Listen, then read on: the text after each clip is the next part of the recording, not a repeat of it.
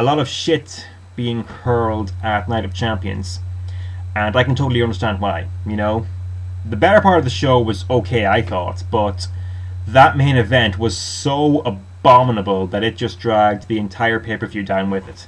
I mean, the match itself, before it got started, before the booking got started, it was bad. It was bad. It was a mindless brawl. There was nothing good about it whatsoever.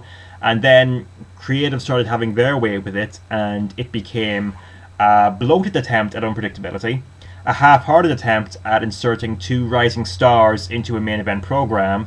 And while there's nothing necessarily wrong with either of those things, there's a big problem with the way they did it. And the problem is, who am I supposed to cheer for and who am I supposed to boo? As far as I know, they haven't been making that clear between Punk and Triple H in the build-up to this.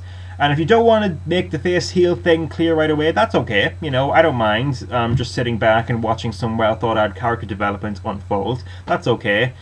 But if you're going to do it that way, then don't insert so many others in the story while you're still doing it. That's just a recipe for complete confusion. I mean, Laurinaitis and Nash was enough, but R-Truth and Miz, no. That just makes the whole thing a mess. That just, I don't know. I lost interest a lot when the WWE title was moved to a different feud, and now my interest is dead. So that's wonderful. That's the end of that. I don't want to speak about it anymore. I want to talk about Mark Henry, because I think Mark Henry is something worth talking about.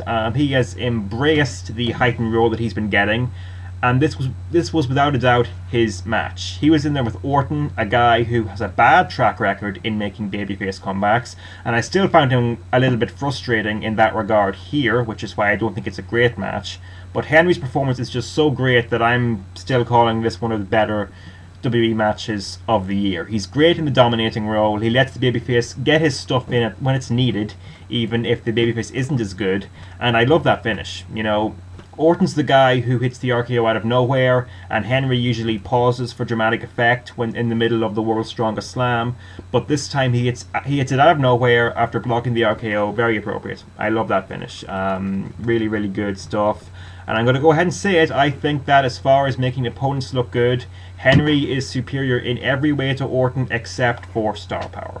That's the only thing. At this stage, a clean win over Orton still means more. It's an unfortunate fact of life, but you know, this is very unlikely, but if they were to give Henry a long reign and make him look legitimate by dominating for a long while, when the time comes for him to put over one of the main faces on SmackDown, be it Sheamus, Daniel Bryan, or I guess Christian as well could still be that guy, he can do it better than anybody else.